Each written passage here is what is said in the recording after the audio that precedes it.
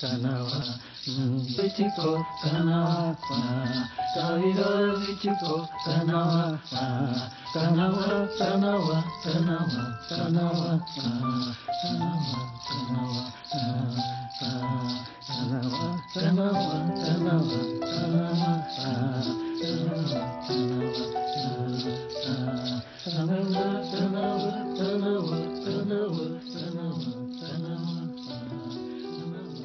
Os brancos falam que descobriu o Brasil, mas já tinha índio.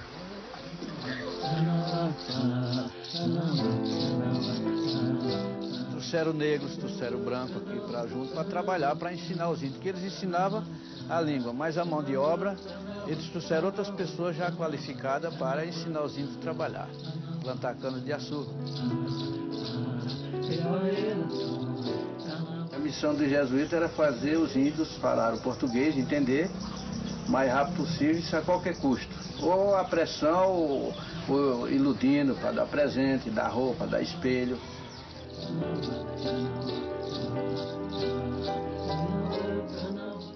A língua baré realmente se extinguiu, né? Na verdade, essa língua Ingatu, que a gente chama por aqui, acabou sendo a língua geral, né? Ela foi introduzida, de fato, né? Foi introduzida pelos missionários e comerciantes.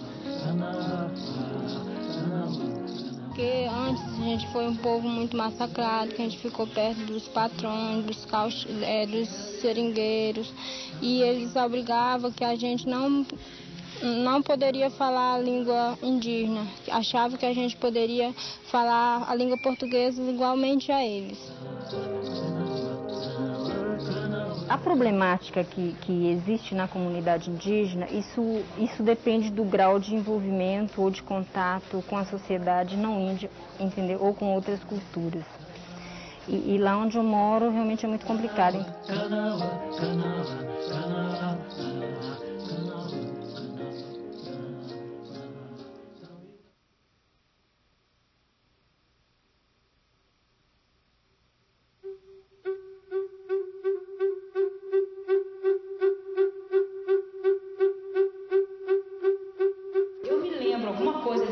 Das escolas do SPI, por exemplo, a repressão à língua, a proibição de falar, né? Porque o SPI, o pessoal, os militares colocavam pra gente como uma coisa feia falar a nossa língua, né? Falar o canguengue é uma coisa feia, falar o português é uma coisa bonita.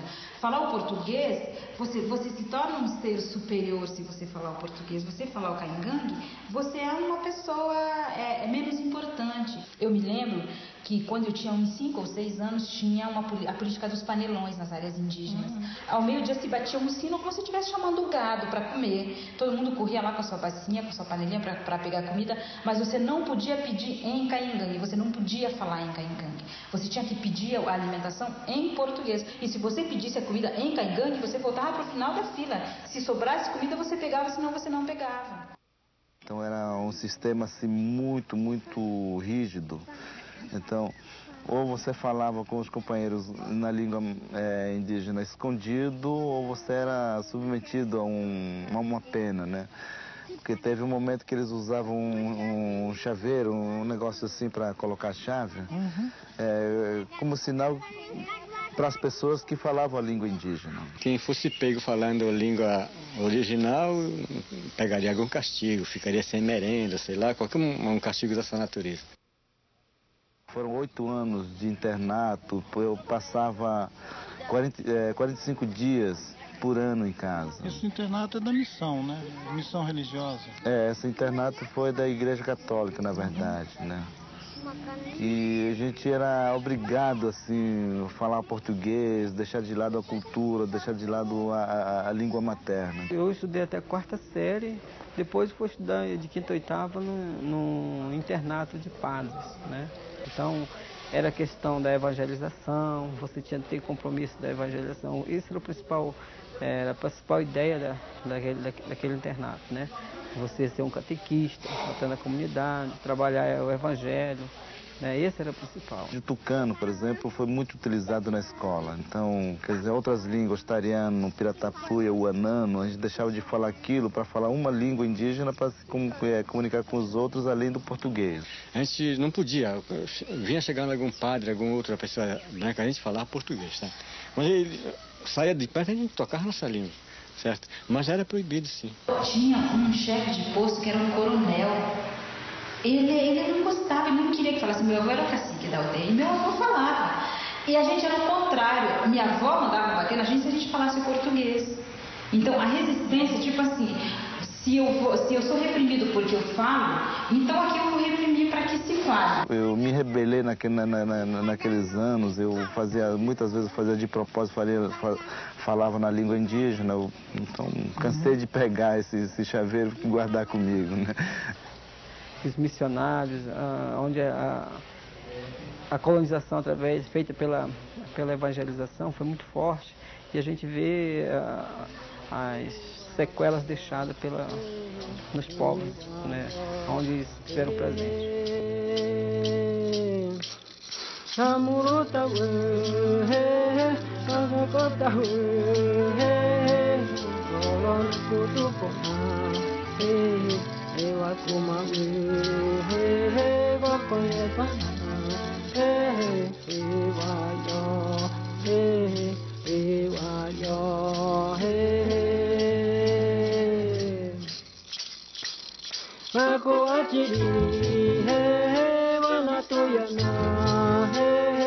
Eu me lembro, desde 82, comecei a estudar, né?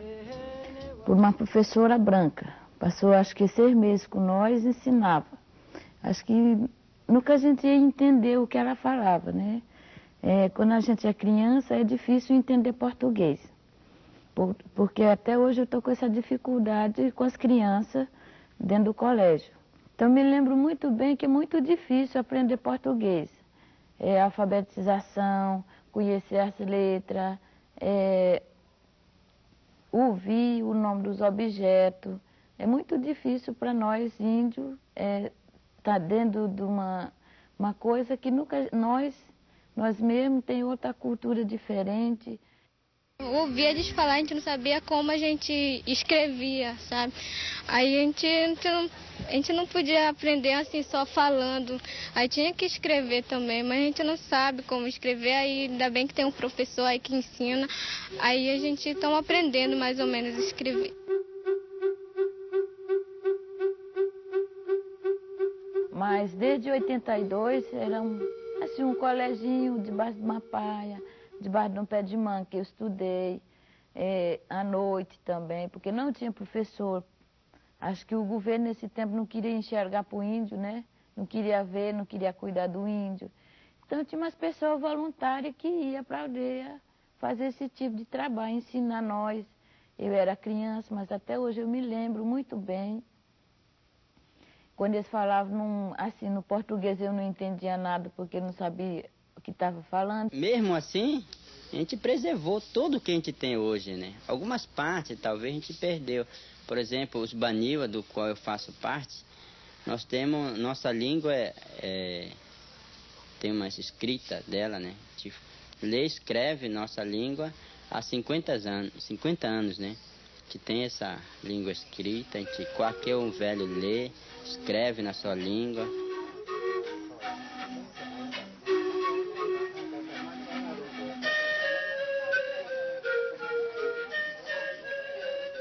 Antes a sociedade pensava de colocar o índio perante igual, quer dizer, colocar junto com a sociedade nacional. Não tinha essa política, essa forma de pensar de que cada nação, cada sociedade, cada povo indígena tinha seu direito de ser como é, de ser como está, né? De viver como eles vivem, como é seu pensamento, a sua forma de viver. E nesses tempos atuais agora, isso está acabando, esse pensamento de querer homogeneizar o índio como um povo, né? Queria que, ainda hoje, há pessoas ainda que ainda dizem, há pessoas que falam que ou eles viram branco, ou eles não são contemplados com os privilégios que temos, com todas as regalias que temos. Ainda há pessoas que pensam assim.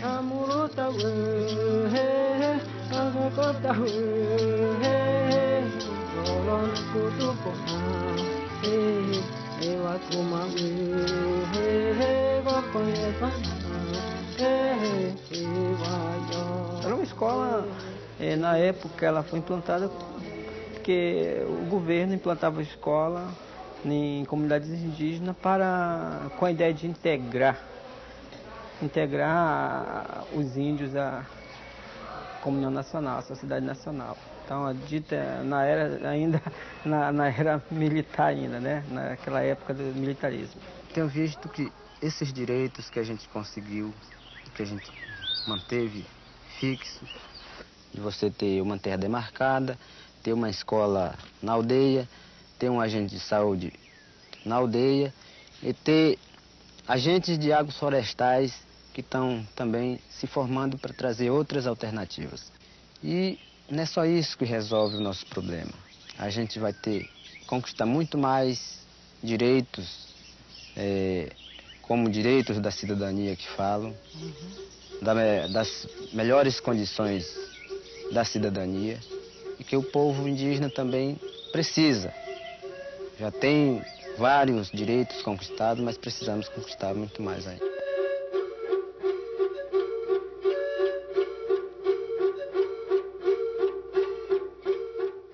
Na época era só sim e sim, né? Hoje não, a gente tem que dizer que nós somos diferentes e temos que ser respeitados conforme a nossa maneira de viver, né? Nossa maneira de aprender também.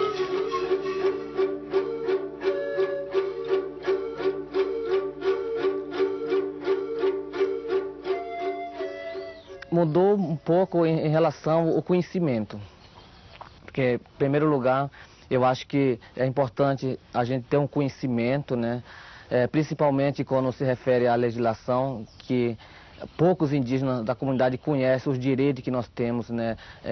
Na Constituição, principalmente quando se refere ao Estatuto do Índio, que dá o direito do povo indígena, ter o direito de ser cidadão, o direito de ser índio, o direito de prevalecer a sua cultura, né?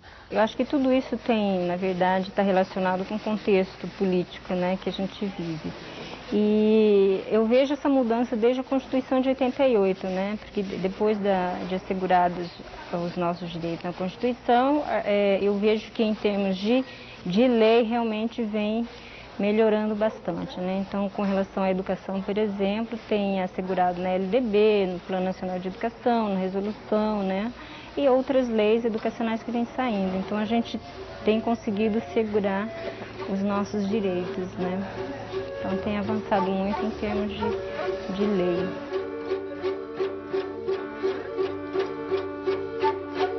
O primeiro passo que a gente tem agora é lutar para que os povos indígenas consigam seus objetivos, competir com a sociedade.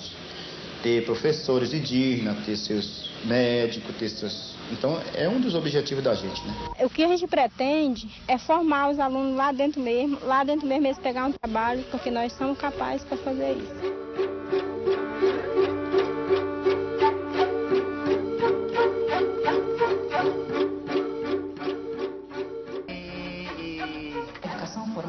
Ela realmente tem que ser uma educação de qualidade. Agora, deixa a educação específica, a educação diferenciada, a educação bilíngue, deixa a educação indígena para a gente, que a gente sabe como fazer, nós conhecemos. Esse é um dever, mais do que uma obrigação, um dever e uma coisa que a gente gosta de fazer.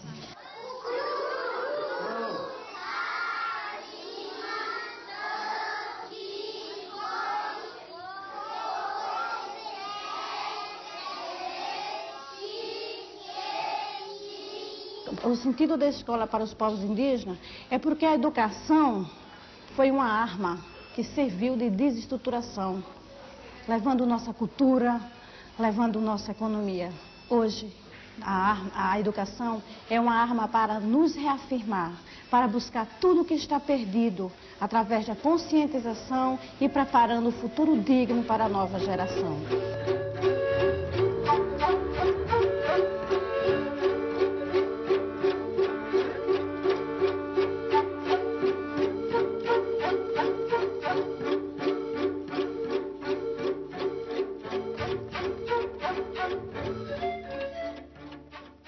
Ah, sim, a escola indígena ela é diferenciada porque quem precisa da escola são pessoas diferentes do não índio.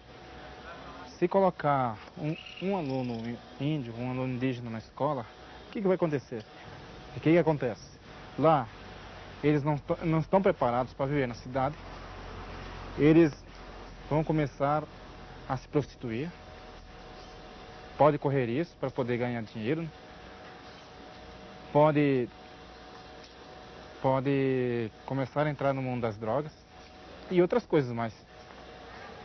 Então, é por isso que a escola indígena deve ser diferenciada, porque os seus clientes são diferentes. É diferente tanto de um povo para outro.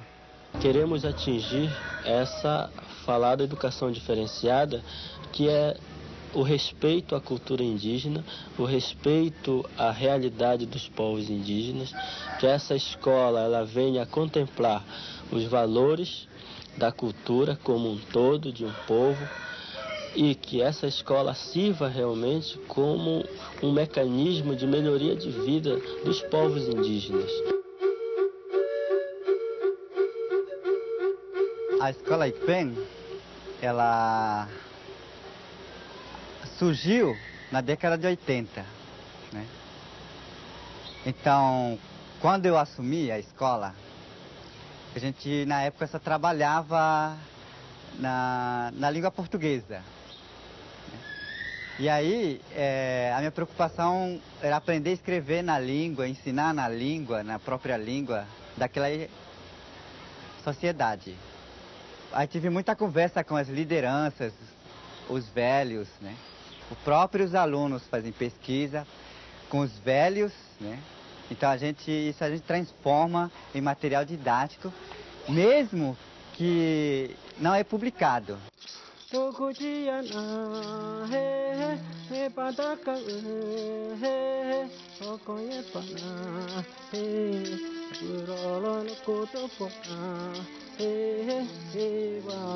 Que a gente não está se baseando por pouco tempo, mas se baseando em um contexto que a gente sobrevive, que o tempo que a gente não está na sala de aula, que os alunos não estão na sala de aula, que estão em atividades cotidianas, não um currículo único para todo o povo indígena, assim como foi pensado em vários momentos quando se tratava da questão indígena. E hoje cada povo, cada professor de cada etnia vai estar tratando essa sua questão especificamente dentro do seu conhecimento.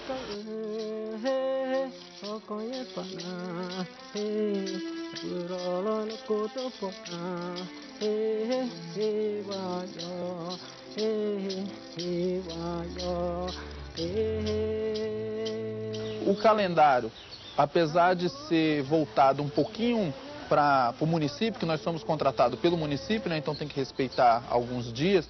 Só que para nós, por exemplo, carnaval, tem aula normal, a gente não para, né? Lá tem festa de peão de boiadeiro, que acontece no mês de setembro, então é uma semana de festa. Para nós temos uma aula normal, né? Agora, dentro da nossa realidade, dentro das especificidades que vão acontecendo na aldeia, aí a gente vai parando aquelas aulas em sala de aula, né? E a educação continua no dia a dia, no pátio, nas pescarias, nos rituais.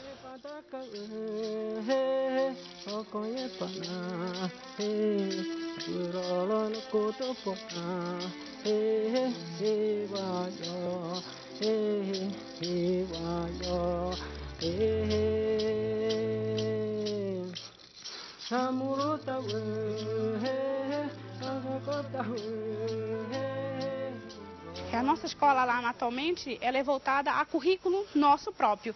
Nós mesmos a elabora, né? Isso como? Buscando conhecimentos, por exemplo, na geografia, por exemplo. Buscar onde os mais velhos andavam, seu território não tradicional atualmente hoje, os rios, né, que pertencia no passado, que hoje não está dentro das fazendas.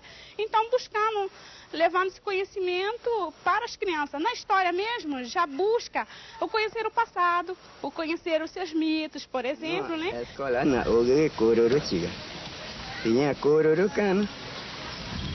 Dentro dessa diferença, né, de metodologia, de trabalho, de pensamento, de mundo, né, você cria, né, um ponto de reflexão dentro do seu mundo lá na comunidade. Então isso vira uma discussão aqui, e no mesmo instante você está levando, né, dentro de você uma experiência de prática de trabalho na diferente disciplina que existe dentro da sua comunidade. Os índios, quando ficavam na beira da praia, eles ficavam ali tudo assentados esperando a maré secar, ou então a lua vir saindo lá por cima da água, ou então o sol, e a água ficava batendo na praia, fazia pá, né? Aí no voltar que ela voltava, fazia shiu. É por isso que dá o nome de Pataxó, é pela pancada da água do mar. A maior enciclopédia que nós temos na comunidade são os velhos. As pessoas que sabem rezar, é o cacique, é as lideranças. E a gente espera que no futuro as nossas crianças respeitem a nós como nós respeitamos os nossos pais, os nossos avós e todos da aldeia.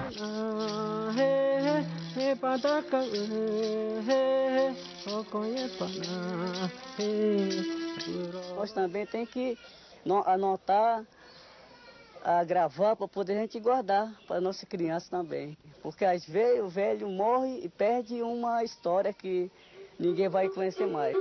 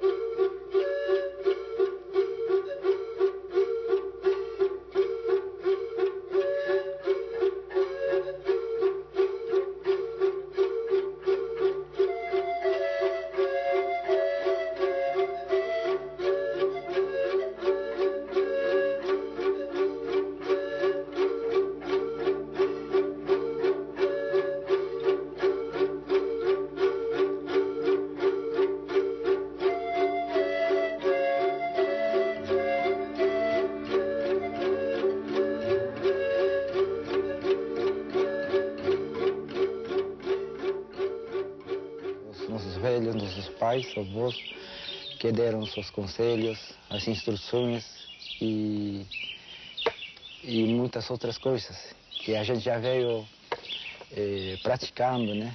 Sempre trago uma pessoa que conhece, né, sobre a história e levo para minha sala de aula. Aí quando tem algumas exposição da criança que eu faço, aí eu convido os pessoal da comunidade para vir assistir, né, a exposição.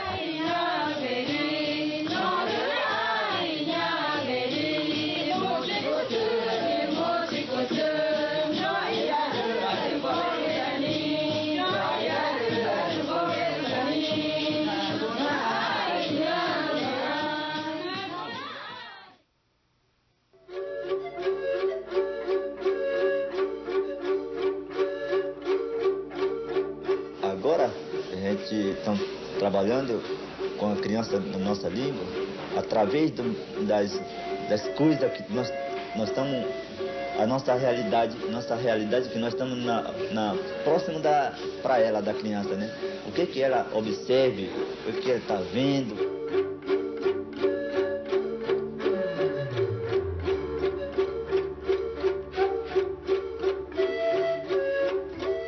A gente teria mais importante estudar nossa língua só, mas tem demanda da comunidade que hoje realmente a gente precisa, né, se comunicar com não índios assim, para se comunicar direito, para saber direito, fazer reivindicações.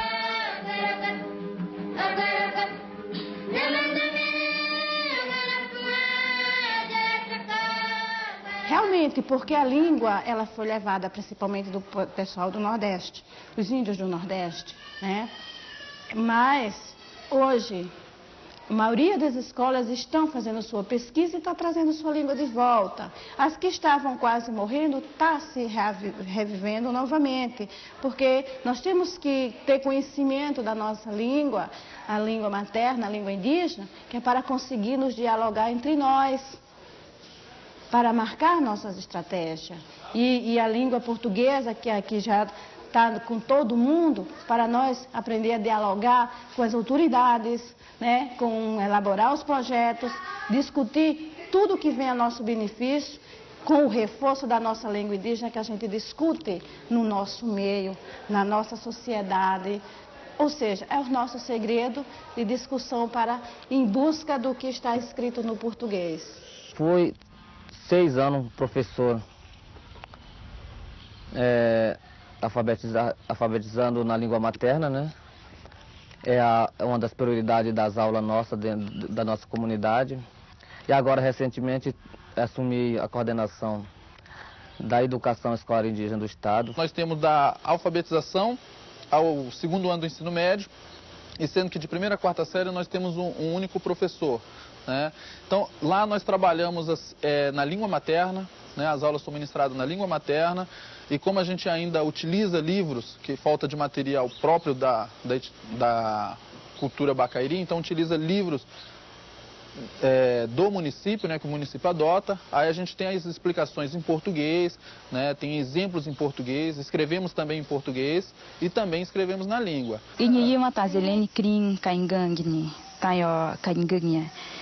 Eu gostaria de falar para vocês que uma das maiores resistências da gente é a língua.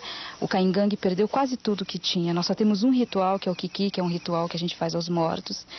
E pintura, adereços, tudo isso a gente perdeu. A gente agora está fazendo trabalho de resgate, mas a questão da língua a gente manteve. Nós falamos, os nossos filhos falam, nós estamos alfabetizando os nossos filhos na língua para que a gente não perca isso. Estamos registrando as nossas histórias em Caingangue. A língua Caingangue continua viva.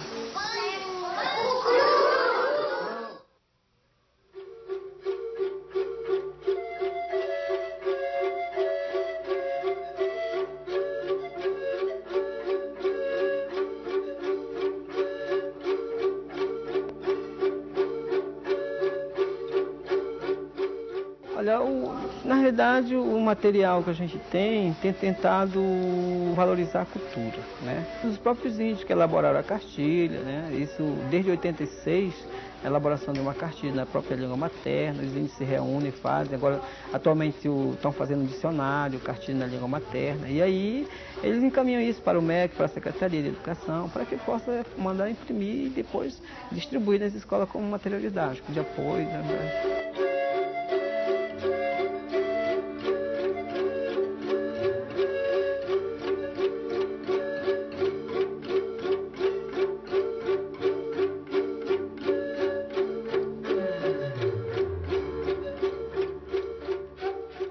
Produzir materiais didáticos na língua, incentivando nossos alunos, os nossos velhos que ainda sabem contar suas músicas, seus mitos, que saiba fazer os seus artesanatos e que possa contribuir esse conhecimento que eles ainda sabem, de acordo com o planejamento que a gente tenta fazer e trazer esses elementos para a sala de aula.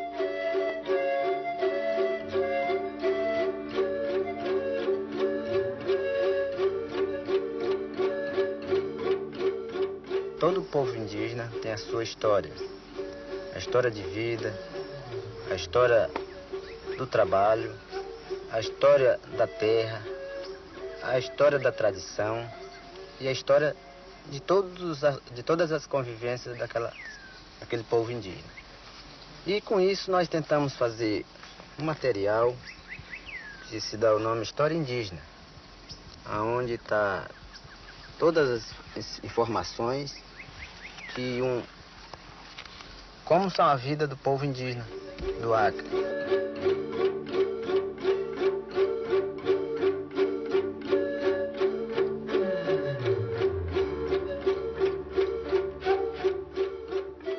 Nós, os professores indígenas do Acre, elaboramos uma cartilha História do Povo Indígena em 4 períodos.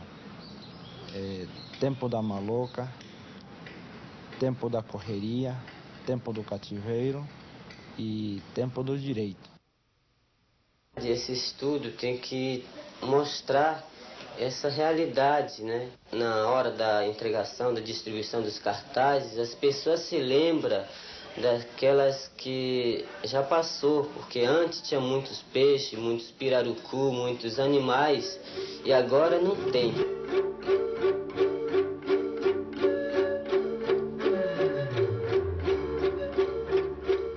Nesses materiais estão contidos as lendas, estão contidos os seres vivos da nossa floresta, estão contidos as árvores que compõem a nossa área indígena. Né? Então, são materiais onde estão escritos a cultura, os rituais, né? Para a criança saber, para ela sentir que ela tem uma riqueza muito grande.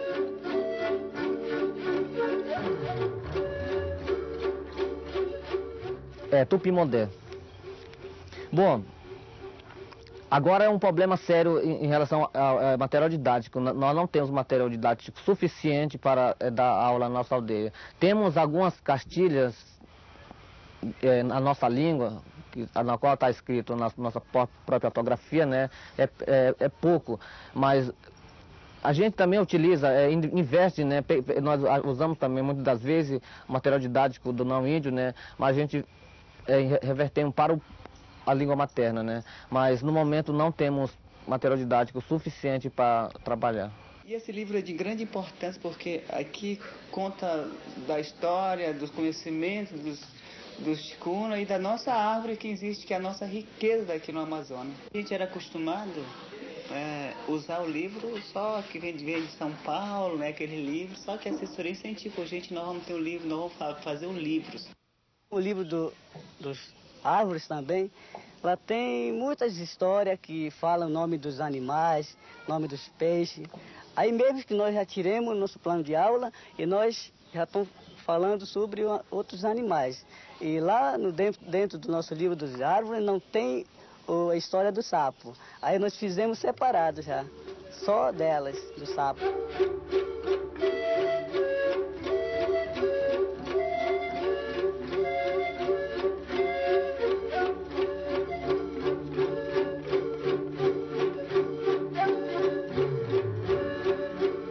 O Pataxó não tem um professor melhor para trabalhar com ele do que o próprio Pataxó, né? Porque é aquele Pataxó que conhece a realidade do seu povo. É aquele Pataxó que vai respeitar o que seu povo é. Respeita as diferenças que tem dentro do seu povo. Nós mesmos, professores, como na minha comunidade tem ginásio, nós mesmos temos que dar aula, não dar oportunidade para o pessoal branco.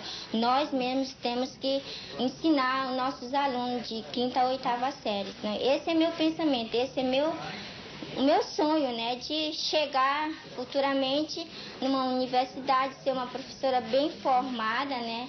A área que eu quero ensinar para os meus alunos de 5ª a 8ª série.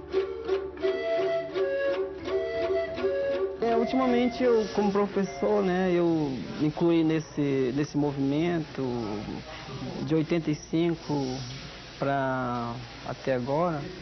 Eu me incluí dentro desse movimento como bandeira de luta.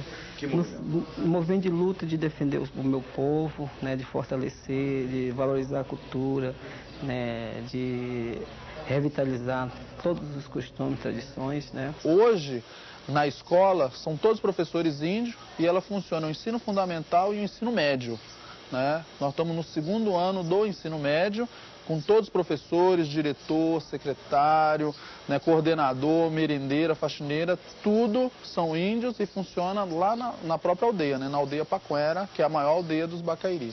E hoje a gente, como professor, né, a gente falando do nosso próprio conhecimento, do nosso próprio povo, a gente está querendo mudar esse conceito. Isso significa que todos os professores indígenas vão ter que se obrigar a fazer o seu projeto político-pedagógico, tratando de todos os conceitos que existem em cada povo, que é para estar colocando em sala de aula, para estar ensinando os nossos jovens.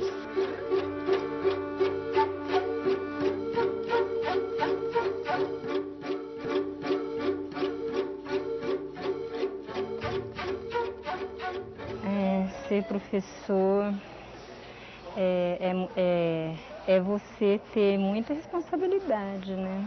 Porque o professor dentro da comunidade indígena é visto como alguém que sabe um pouco mais das coisas, sabe? E eles esperam muito pelos professores, eles veem o professor como um líder também da comunidade, alguém que vai ajudá-los nesse processo de busca de soluções, de apresentação de propostas para os problemas da aldeia, né?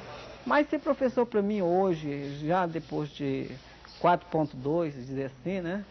Eu digo que ser professor para mim, eu tenho um maior respeito, uma profissão que me deu abertura para que eu pudesse realizar um sonho, digo assim, de ser político mesmo dentro da minha comunidade, não ser político de influência, de levar a fazer coisas que não devia, mas de amadurecer meu povo, de valorizar minha cultura. Meu sonho era ser alguém para estar lutando pelo direito do meu povo, né? E acredito eu que esse é um sonho que eu acho que ainda está em pé ainda, está acordado ainda. Tanto que hoje eu me vejo assim como uma pessoa, um indígena, que estou à frente do meu povo, ou seja, à frente das políticas, né, para poder estar levando o problema das comunidades perante as autoridades, né, e também trazendo alguma informação para a minha comunidade, como que funciona o sistema fora da aldeia, né, esse mundo tecnológico do branco, né. Nós falamos muito da questão da autonomia. E quando se fala em autonomia, a gente não tem autonomia só para a educação, sabe? Só na área da educação. A gente tem que pensar numa autonomia que em todos os aspectos, social, político, sabe, econômico. Aí a gente pode dizer que a gente realmente é autônomo, né? Tem autonomia de decisões, sabe? A educação, hoje, nós consideramos um instrumento de defesa. Através da educação é que nós vamos atingir a filosofia da sociedade em geral, para tentar quebrar esse tabu, essa grande muralha que não deixa essas duas culturas se interagir. Então é uma responsabilidade muito grande que a gente tem pela mão para que esse preconceito acabe. Para a gente, nós e não indígena, estarmos conversando, trocando as ideias de igual para igual. Então isso que a gente quer pela educação. E a educação indígena, que eu considero como uma das pessoas que ajudei a construir, né? Eu digo que tem caminhado no sentido de um avanço, embora, né, embora mesmo as políticas, não existam políticas públicas no Brasil, né, já nos últimos 4 anos que tem se trabalhado em cima de uma política específica, diferenciada, mas muito assim, flutuante, né, no nível fundamental, né? E a gente tem discutido um pouco a respeito disso, né? Mas não foi tanto aprofundado com as comunidades indígenas. Mas já nos últimos tempos a gente tem trabalhado bastante com maior, tentado incluir as lideranças.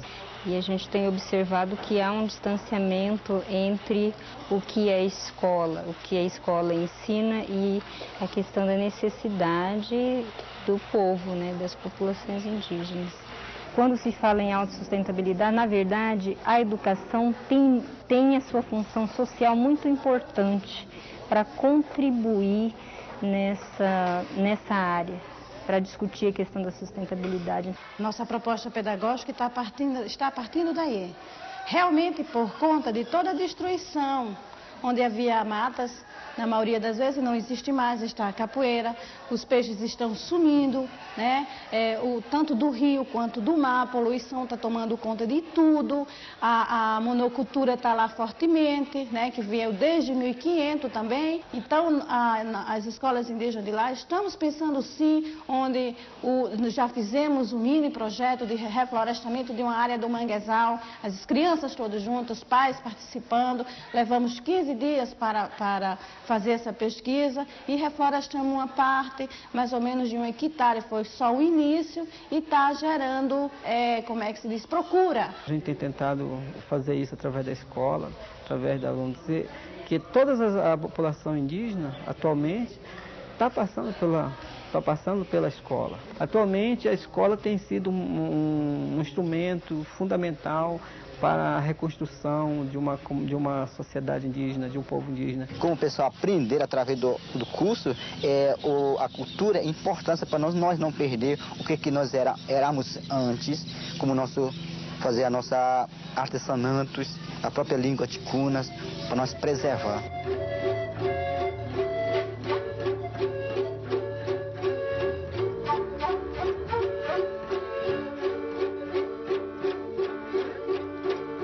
A primeira vez que eu participei do curso, eu não sabia falar muito bem a minha língua e hoje eu já consegui. A gente resgatou história, pinturas, festa, mitos e a gente está cada vez avançando mais a nossa cultura. Nós somos várias etnias aqui, né? A gente se sente assim muito feliz de ver os outros professores falando seu próprio idioma, falando dos alimentos, falando da cultura deles. E o que a gente pretende, quando chega na aldeia, é pesquisar com os velhos, que a gente possa trazer aquilo também, que é aquilo que é a nossa origem, aquela que é a nossa identidade.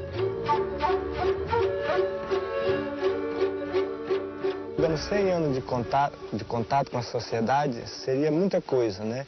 Mas eu acredito que a importância de todo esse trabalho, né, que eu consegui fazer para colocar através da escrita para a nova geração, seria um momento de reflexão, né, para você planejar o futuro, né,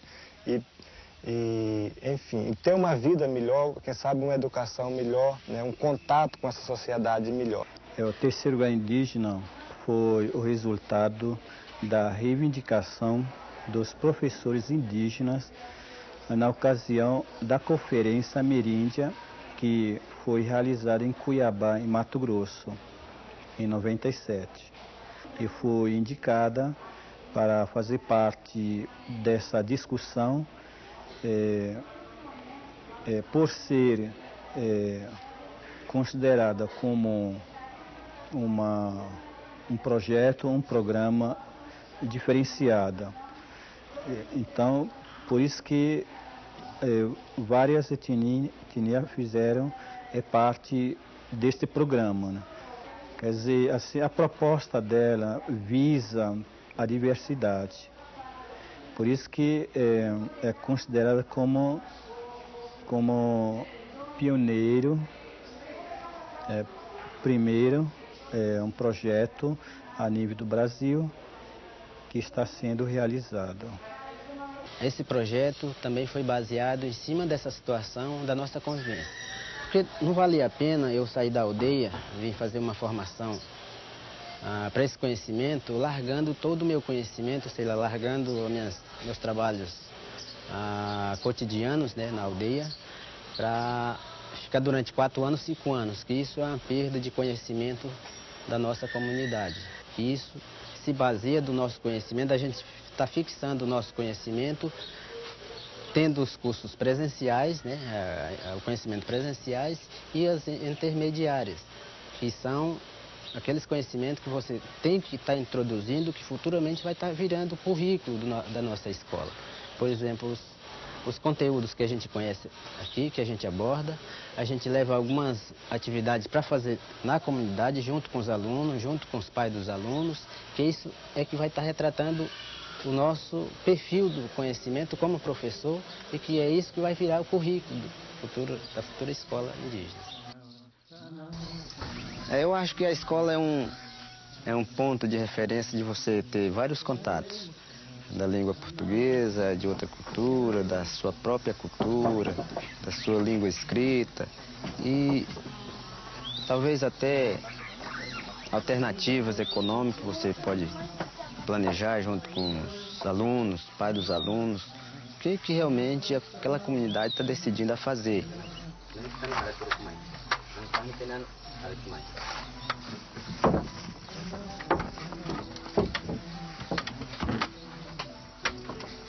O exercício aqui é o exercício de pesquisar os animais.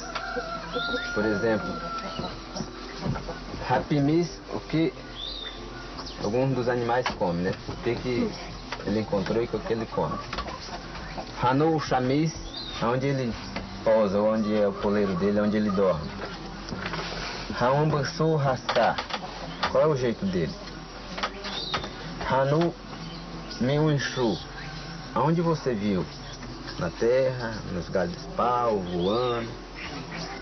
É preciso fazer discussão com a comunidade, reuniões, né? Não só com as crianças, mas com os pais, envolver realmente a sociedade indígena de um determinado povo como um todo, porque só assim que nós realmente vamos estar repassando para as crianças e para o povo, de uma forma geral, essa educação. É porque ela é coletiva, né? Ela é societária e ela constrói junto com todo o povo daquela aldeia.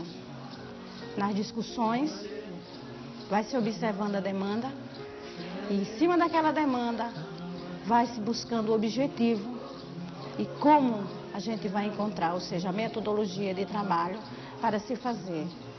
Por isso que nós chamamos de projeto societário, porque é todo o povo construindo, buscando, dialogando, interpretando e se conscientizando também. Uma escola para nós é onde recolhe semente e distribui para as crianças.